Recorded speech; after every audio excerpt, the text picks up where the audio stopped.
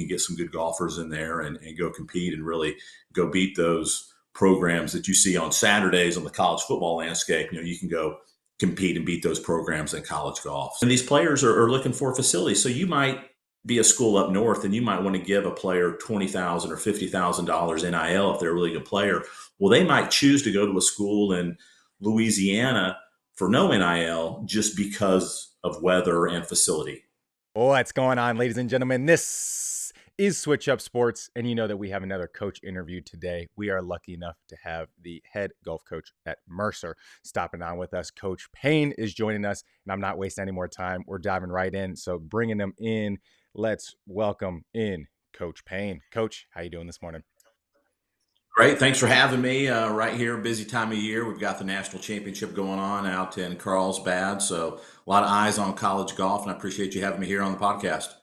Yes, sir. That's kind of what aids into some of this as well. Is it's busy season, tons of things are going on, and that's kind of the best time to get all the information and see what's going on. But let's kind of peel the curtain back. Let's get to know more about you. How did you get started in golf in general? I'm just going to ask you a super loaded question. How did you get started in golf? And then how did that lead you into coaching? And then how did you end up where you're at today? So super loaded. Take a swing at whichever one of those you want, and then let's roll from there. There's obviously a lot of golfers in the U.S. and the people that like golf. Man, they love golf, and people are crazy about golf. So a lot of people want to be surrounded by golf. So growing up as a golfer, loved the game, played the game. Right after college, just had a unique opportunity when I was young to go be an assistant coach at Georgia Southern for a guy named Larry Mays. And coaching wasn't something I thought, was a career path that I sought out. But the next thing you know, I'm coaching college golf. We had some success, and that led to an opportunity now many years ago when I was still pretty young at 25 to go be the head coach at Mercer in 2003. And weirdly enough, I was the head coach at Mercer for 4 years and left and went up to the University of Georgia, where I went to school to go be an assistant coach and coached up there and coached there for 4 years, and then ended up doing some other things in college athletics, some fundraising, and got back into coaching in 2017 at Charleston Southern University. Spent 4 years there. That brought me back to Mercer, full circle, now back at Mercer since 2021, and now I'll be entering my 5th season back this fall here in Macon, Georgia at Mercer. So that's kind of been around the South through a few states and a few different programs. So it's great to have that perspective of how some other places do it. You might see some coaches that have been at the same place for 25 years. It's more common nowadays. Guys have kind of hopped around, and that's good for everybody to kind of get some different perspectives and experience. So what are some of the biggest changes from the first time that you were there versus now being back? And then, what are kind of some of the biggest lessons that you learned in that time away that made that difference for you when you did come back? Yeah, college golf has just grown immensely. When you talk about when everybody has their eyes on, FBS football, right? There's like 130 schools that play FBS football, and the rest of the Division I schools play FCS football, like Mercer. And then you have schools that don't have football, and you have about 350 Division I schools. So a lot of those have golf. We have about 320 schools that play Division I golf, and just the amount of resources schools are pouring in and the amount of great coaches in this game has just exploded really over the past 15 years. And so when you look back to the early 2000s, there was, some dominant programs, but a program like Mercer could really compete by, hosting a good tournament and getting the schedule built up and getting good recruits. Nowadays, everybody's doing that. So it's just a lot more competitive. Now it was a big thing 20 years ago to have an assistant coach in golf. Now the rules have changed. You can have 2 assistants. So some programs have 2 assistant coaches when some programs might just have a head coach.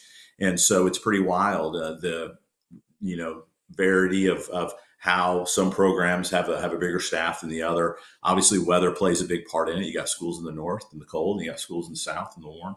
But the biggest change has just been really the amount of dedication, some coaches, and the way these programs have grown.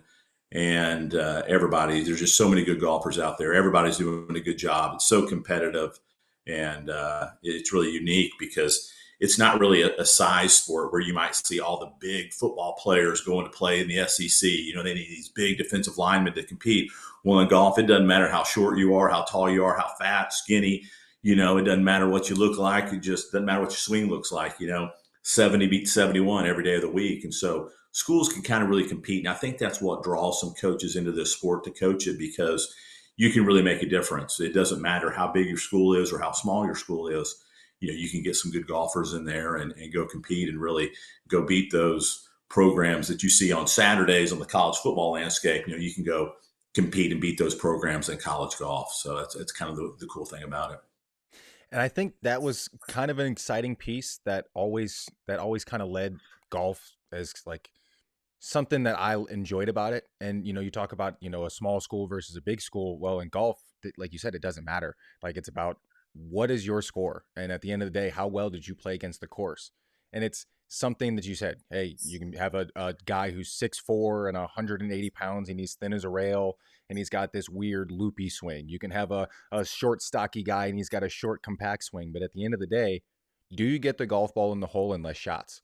It's that simple. There's a lot of rules, and there's some weird, you talk about variety, but things back and forth. It's like, yeah, but at the end of the day, it's pretty simple. Count one, two, three. Oh, got it. Boom. You're done. That's it. That is the No, objective of the game. It is as simple as that. There's not much else to it.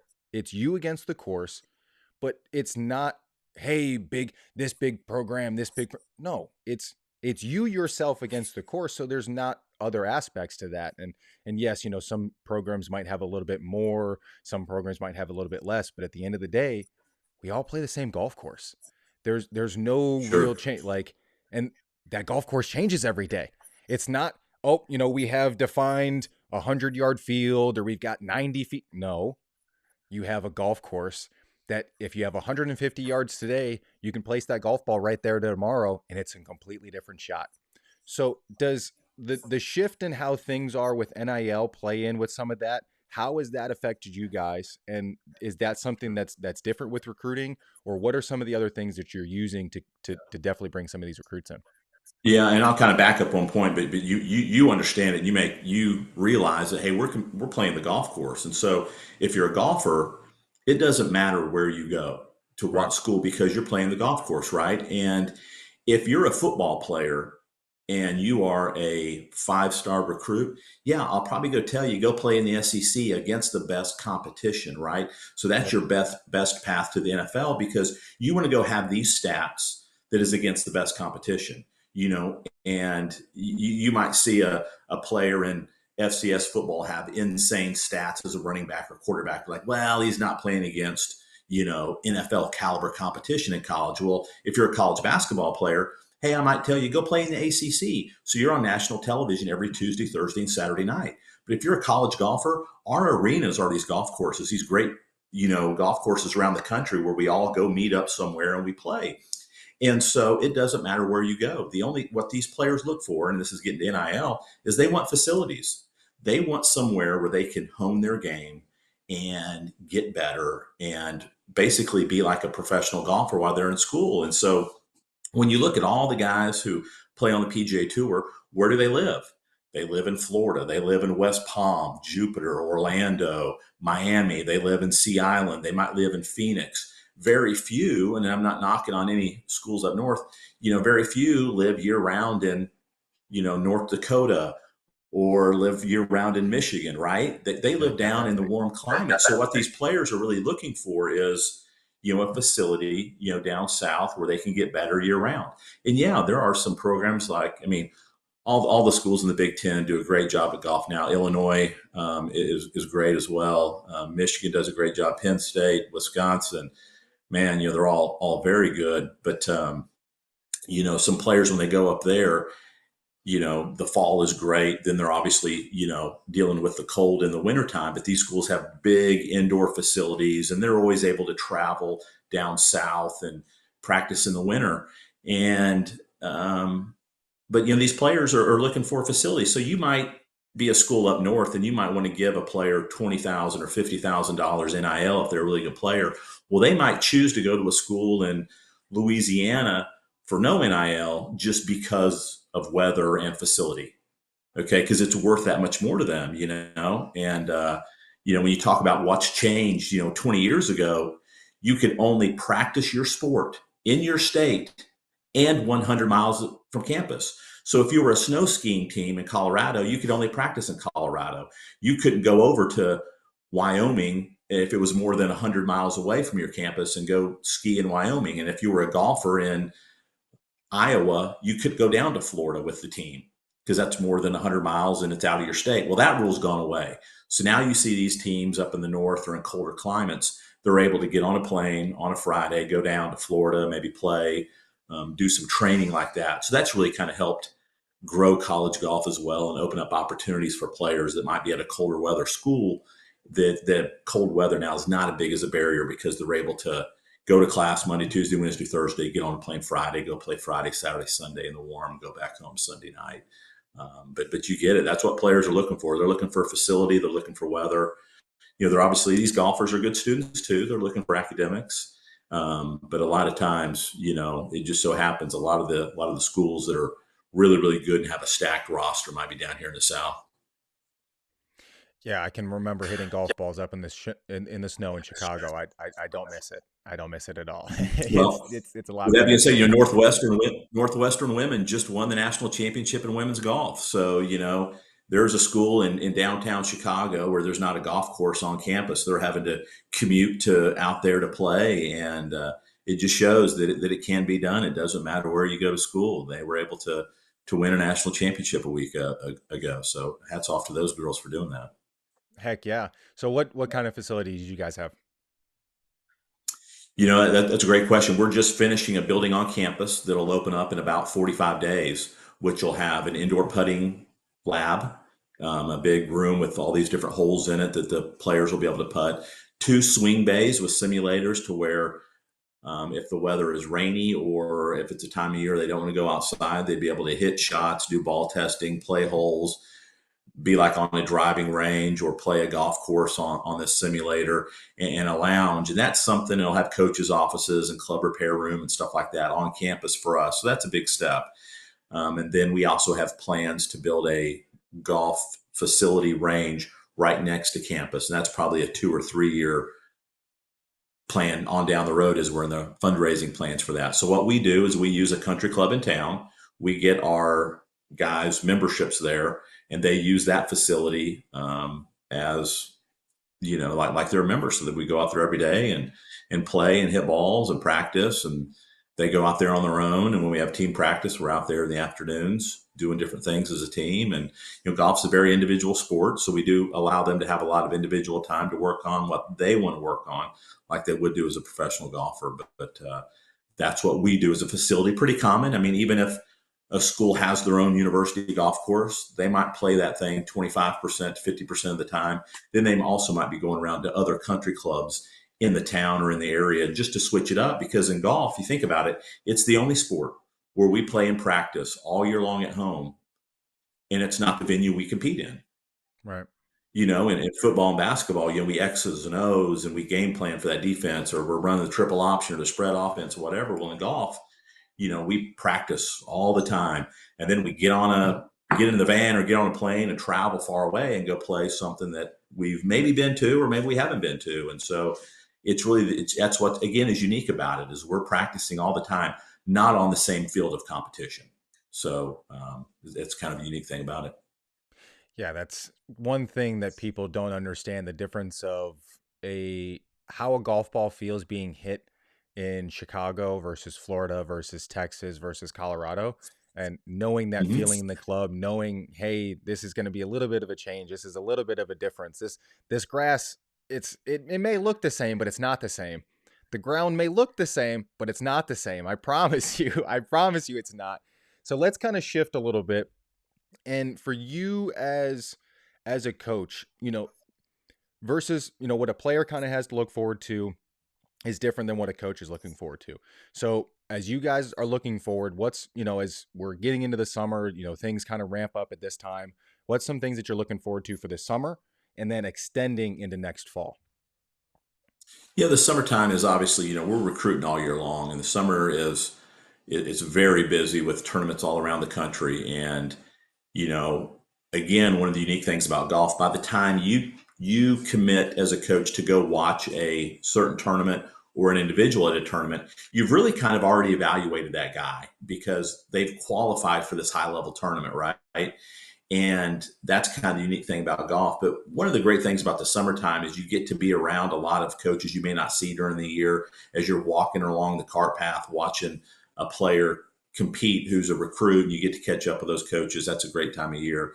Working some camps at some other schools, you get to be around some other coaches that you spend some time with. That at a tournament you might see them in passing here or there. Maybe you're paired with that team and you get to catch up with the coach. But really just kind of catching up and with coaches, and we all have got these crazy stories of dealing with our own transfer portal stories, NIL stories, and scheduling stories and all that. College golf and college athletics has just changed so much in the past 18 to 24 months. But we'll also be looking forward to, we'll have new guys on our team next year. Looking forward to get those guys on campus in August, like every coach is, and seeing how the new team will gel and compete and see how good we can be.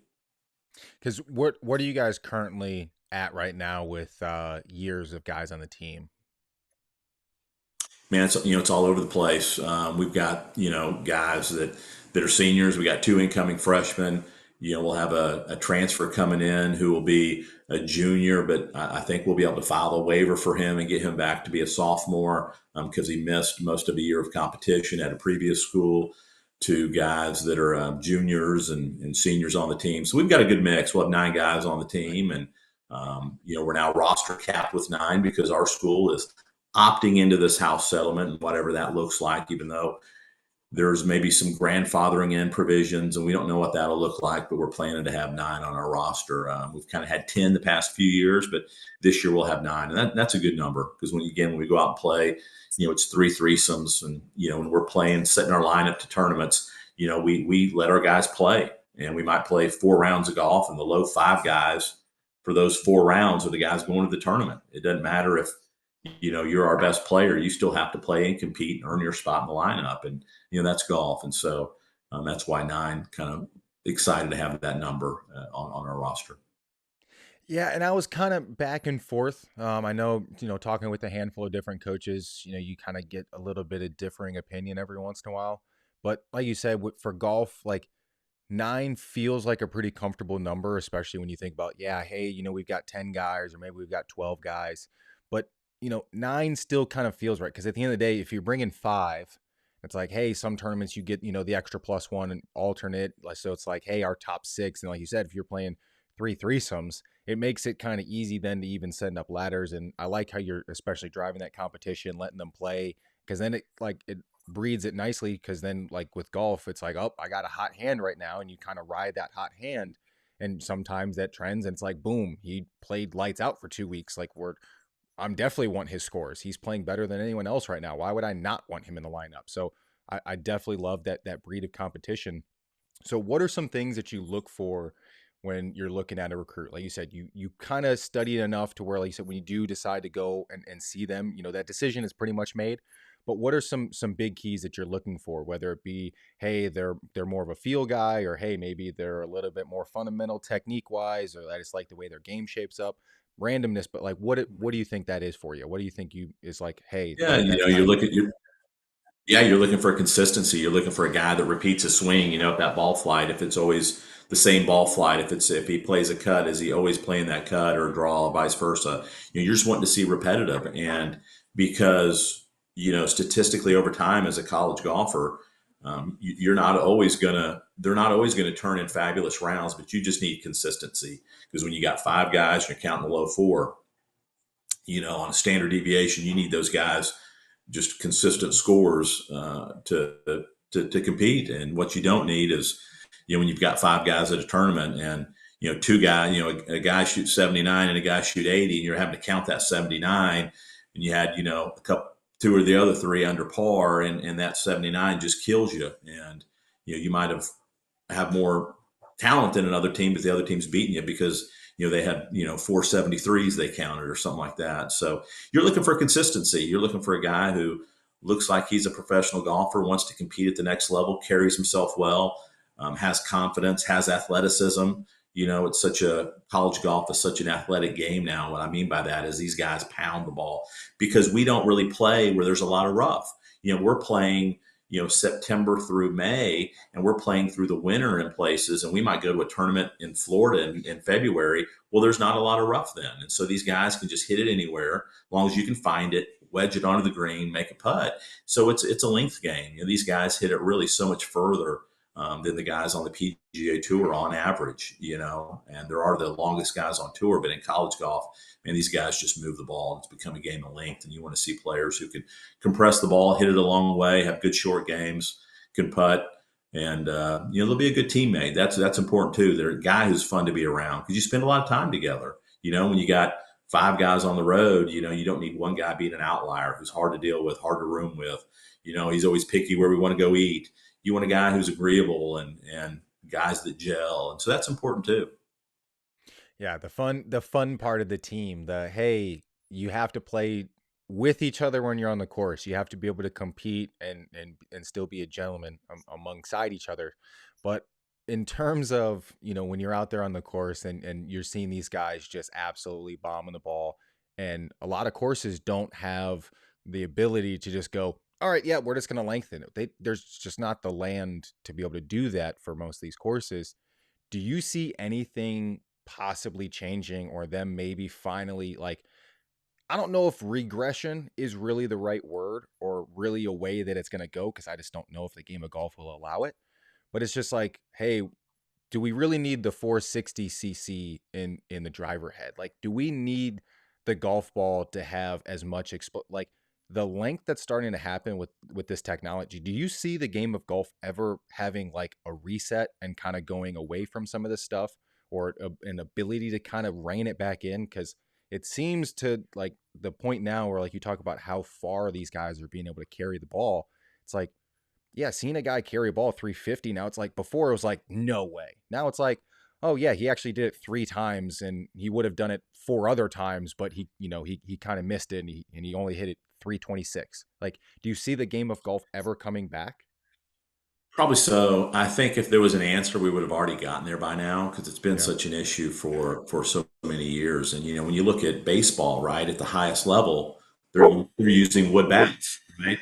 And at college, they're using aluminum bats or metal bats still, right? I don't know what. Maybe they're made of graphite now, I think. But right, so when you look at a college baseball player, he's not doing the same thing as a MLB player, right? So a college baseball player, that velocity might be coming off that bat, so much more than it would be in the major leagues. And so I know those college guys do go play wooden bat leagues, but that could be maybe a thing to where maybe on the PGA Tour they play a rollback ball or something like that, right? There's maybe a PGA Tour ball, and so they would use that maybe in U.S. Open qualifying, and then that would probably filter down to college because then you'd want those college guys playing that rolled back PGA Tour ball as well, and that's just kind of the only solution I've ever heard makes sense because you want the guys on college doing the same thing that they're doing on PGA Tour, and the big change is,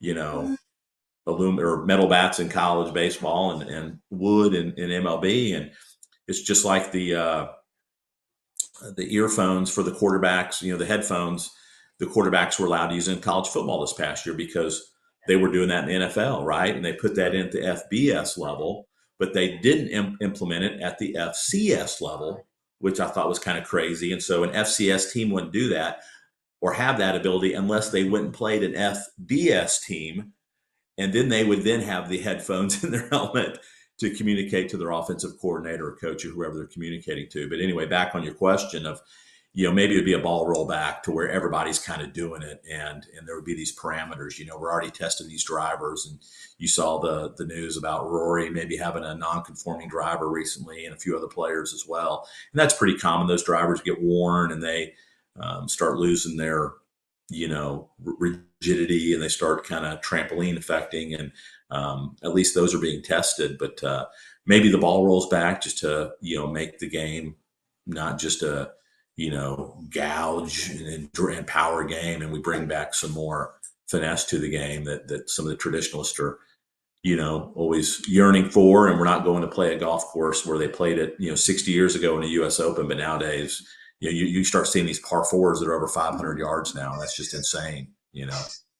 Yeah, and I think we've got, what is it, 2.5 weeks until the U.S. Open? Is it like the 12th to the 16th or something? If I'm Yeah, not it'll mistaken, start it's starts something on the like. 12th. Yeah, Yeah, yeah, it starts on the 12th. So yeah, yeah. and I mean, Oakmon's always a beast, and especially I think those first, I think Thursday they'll definitely lengthen it out just for the fun of the hey, we had the longest course at whatever. Then by Saturday afternoon, hey, we moved the tees up on essentially every hole.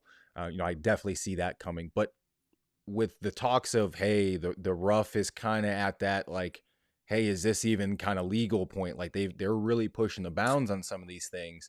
Do we think that Oakmont is actually going to really test these guys? Do you think it's really going to turn into what people want of a classic super tough US Open where the course bites back? Do you think it's going to be kind of one of those yikes types years?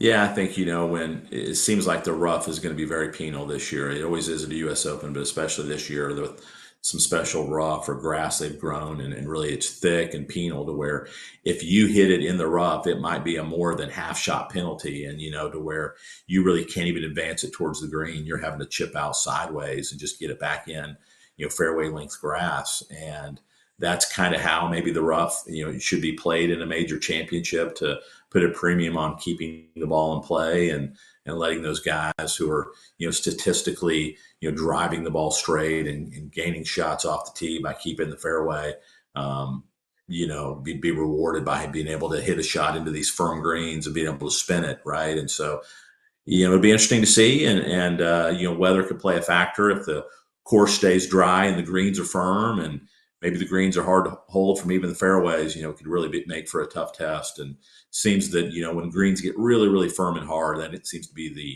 the really thing that can keep the scores from going low. So Yeah, I think that almost aids into something where it's like, hey, the other degree with some pros, and I think Bryson has put a really big light into some of this with a lot of his new YouTube stuff, and him playing a lot of just regular public golf courses where he talks about just like, yeah, like, hmm, this would have been a perfectly manicured putt. And like when you think about, so many of these golf courses will shut down and have the golf course in this absolute pristine condition before these pros show up. It's like, yeah, when I roll a ball on this line, it's going to react this way.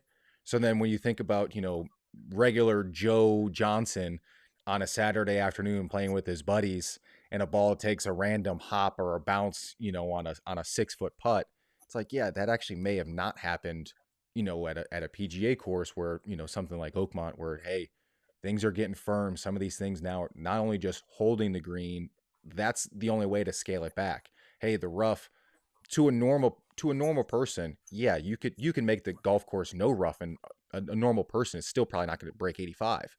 But for these guys, hey, there's not really any other way for us to challenge you. You are at a level that you're so good, and you know exactly what this golf course is going to respond with.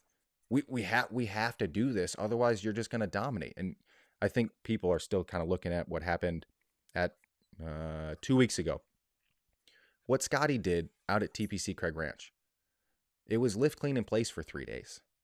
Having these guys be able to put a ball in a perfect condition, and then like you talked about, having those super soft greens, they're just throwing little darts in there, and then they've got these basically 50-50 putts all day long. It's like, yeah, it was expected. So, coach, let's zoom out from golf. We're going to kind of zoom out, and just this is a fun, open kind of point for you where anything you want to put here. It's not really a question. It's not really a statement. It's just whatever you want to state in this moment. Maybe a message to recruits. Maybe it's a hello to someone, a point for motivation. It's always just an open-ended point where I like to leave people with, because I see that I'll let you get going on the rest of your day, as we're coming off this Memorial Day, and I know you're busy. So open-ended statement, open moment for you. Just whatever you'd like to say to the folks. This is a moment for you.